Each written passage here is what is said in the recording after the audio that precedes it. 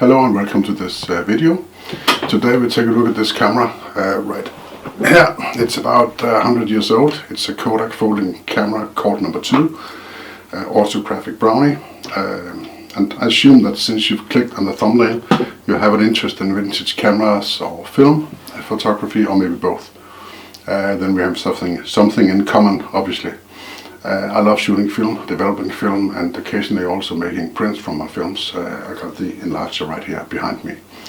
And I'm having trouble resisting old cameras in gear. And this camera was produced from 1915 to 1926, according to my research.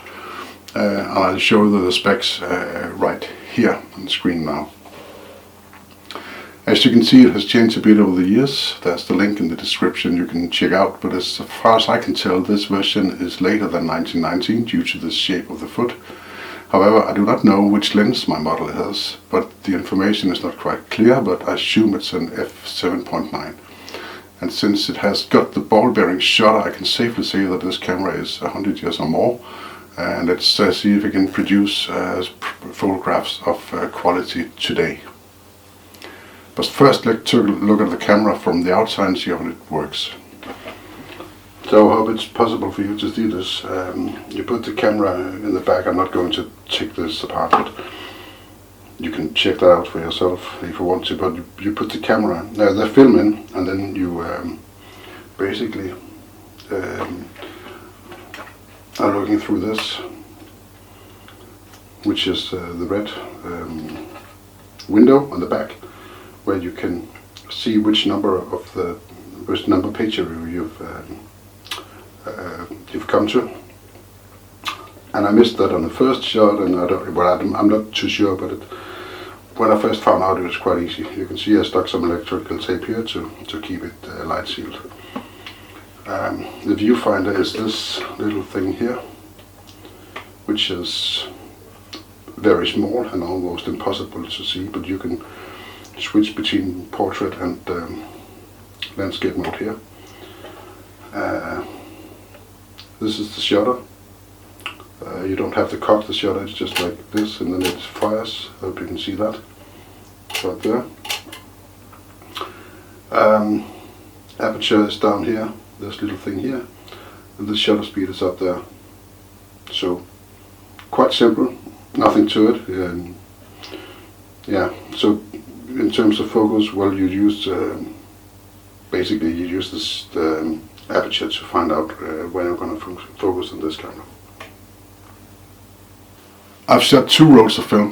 The first one had severe light leaks, and I found it that the body might not be properly sealed, so I sealed it with some electrical tape on various places. And the second time the shutter died. In fact, I couldn't. The first shots just didn't work.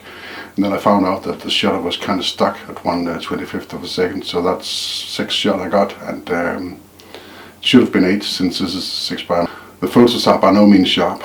There's an option to lock the extent, to extend the bellows a little bit according to the manual, but that should give you a closer focusing, but this is not working, and therefore the closest focusing is 30 feet away, or approximately 10 meters. From 10 meters until infinity, everything should be in focus, but as you can see, nothing is really in focus.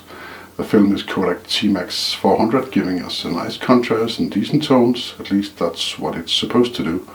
I found the results slightly disappointing. Not that I was expecting anything spectacular, but I did not have. But I did hope that there would be a tiny bit more sharpness, contrast, and clarity. But clearly, that's not the case here.